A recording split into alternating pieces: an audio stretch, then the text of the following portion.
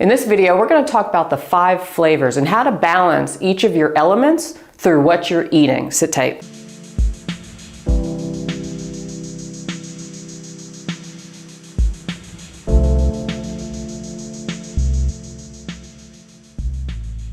Today, we are going to touch upon a subject that I don't touch upon too often, which is the nutritional aspect of each of the 5 elements and the 5 flavors. So, if you're not familiar with the 5 elements, this is from ancient Taoism, over 2,000 years old, 5-phase theory, which has all 5 elements out in nature: fire, earth, metal, water, wood, but also within us. Each element connects to a particular organ, a lot of correspondences to things like emotions, seasons, all kinds of things. If you want to check out some more of my videos, I've done a ton. I will put links to a lot of those below so you can gain an understanding of what the elements are. But basically, when we're talking about element types, for example, personality types, which I've done a lot of videos on, our constitution, basically how we see the world, our tint on the world, can reflect what kind of maybe physical ailments or symptoms we may be more prone to, what kind of personality or emotions we may be prone to, how we're affected in our external world. We have all 5 elements within us working together, so really the goal is to have them as balanced as we can. Even though we may be a certain element type, we still have all 5 obviously out in nature, but also connected to all of our organs. So that's why variety is the spice of life when it comes to food and how we take care of ourselves. Balance is the key in life. We know this, right? Whether it's work-life balance, personal balance, all kinds of things. But today we're going to talk about nutrition, in particular the 5 flavors. So there is a flavor that is associated with each element, okay? So we have bitter, sweet, pungent / spicy, salty, and sour. So really the goal when you're eating or you're trying to have a healthy diet is to eat as much variety as you can so that you're getting all 5 of these flavors in your diet, so that you're supporting all 5 of your elements.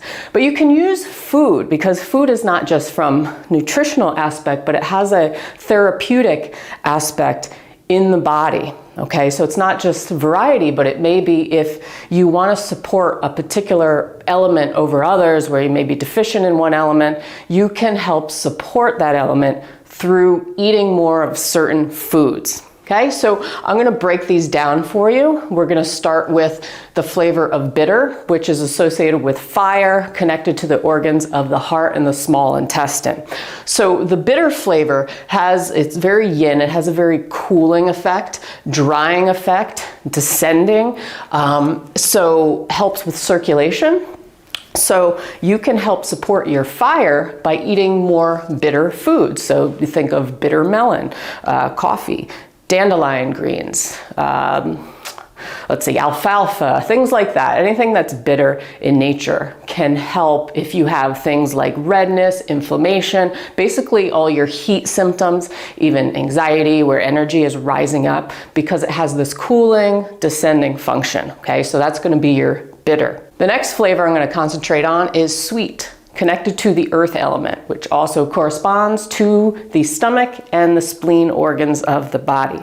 So if you're feeling just general weakness in the body, lethargic, heaviness, you can support your earth.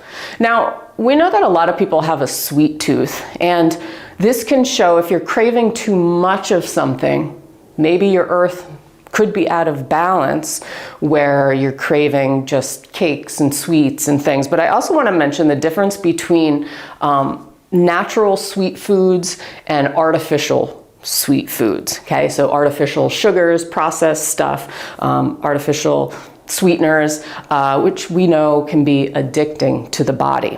Whereas when your body's actually craving sweet, it's gonna feel satisfied with eating things like potatoes and sweet potatoes and, natural fruits and figs and cherries and carrots and things like that. So that's what I mean by sweet, not artificial sweetener, but sweet. But your earth may be out of balance if you're craving too much of something, okay? So that's on the other hand.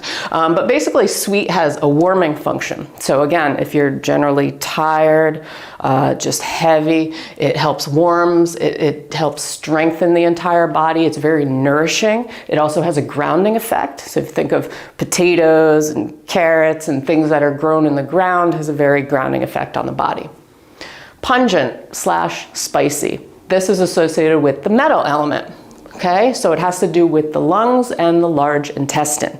So if you have a cold or if you have like excess phlegm in the body, then you might want to eat more pungent things or spicy things. So you can eat things like scallions and onions and cinnamon and ginger and things that kind of have like a punch to them, okay? And these are some remedies that you've probably heard of when you have a cold, right, to break it up. So basically, pungent spicy is yang in nature, it's warming, has a drying and a dispersing effect. So it can dry up that phlegm and help kind of clear it out, okay? So that's gonna be your metal.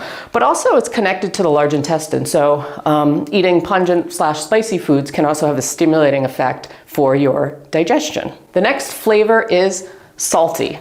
Good old salty. A lot of people like salty things, right? So this is connected to your water element, has a cooling effect. Okay, it's very nourishing. So if you have an overall general weakness, say in the bones and the joints, you can eat more things like salty, not just table salt. You don't want too much of that, obviously, for blood pressure and other reasons, but things like seaweed and saltwater fish. Bone broth is great for, especially in the winter, for bones, for joints, that kind of thing, for just general overall weakness in the body. Maybe older folks might want to add more bone broth.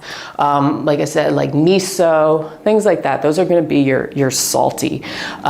So again, don't want too much salt, but if you're craving salt, if your body is just like craving salt, it may mean that you need some support for your water.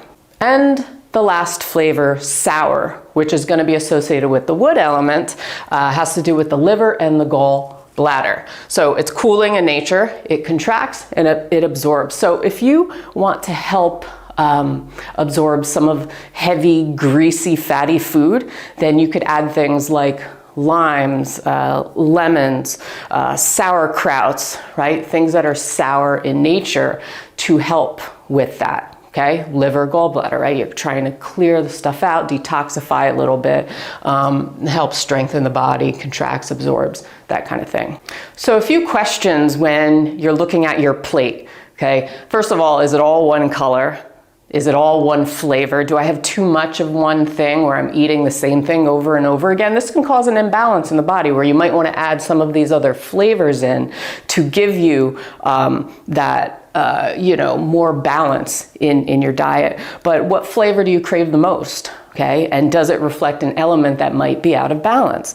Like I said, if you're craving salt, maybe your water needs support. Or if you're having sweet cravings all the time, is your earth out of balance? Maybe, okay?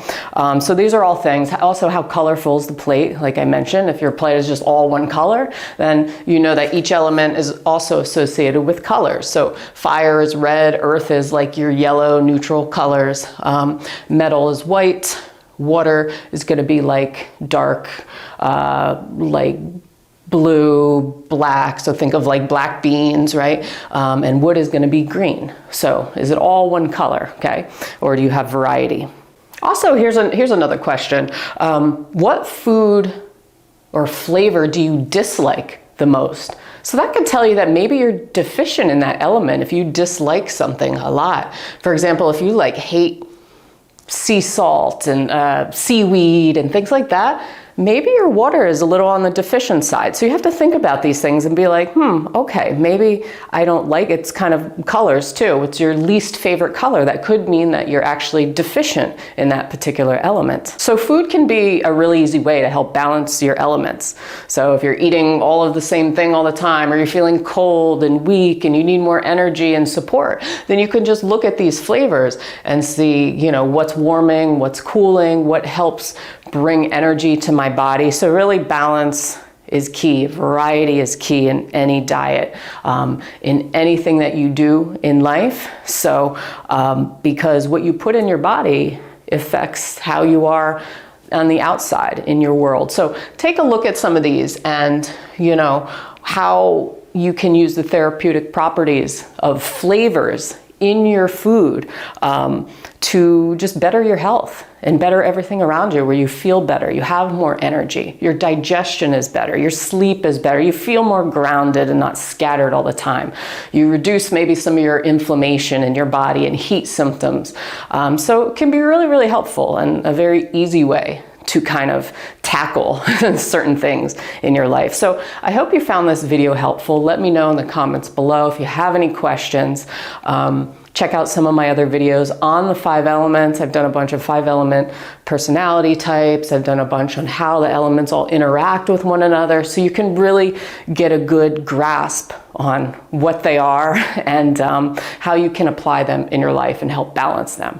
So thank you for watching. Make sure you hit that subscribe button. I put out new videos every single week for you on all kinds of cool topics, and share it with your friends. Truly appreciate you watching, and I will see you on the next video. Peace.